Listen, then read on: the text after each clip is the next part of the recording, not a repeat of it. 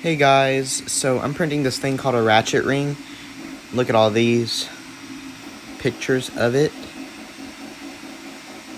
Now it's not going to be the same color, but there we go.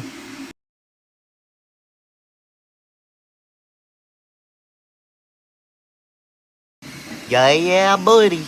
It's looking good so far. It's almost done. Check it out. Yeah.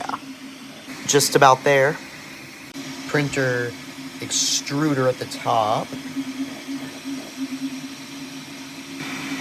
Yeah, baby. It's done. Well, it looks good on this side, but on this side, it broke off. I think I put a little too much glue on the hot plate, and I'm reprinting it. Accidents happen. Almost done. I guess apparently that's what it was supposed to look like. Well, I have 2 rings. Be sure to like and sub.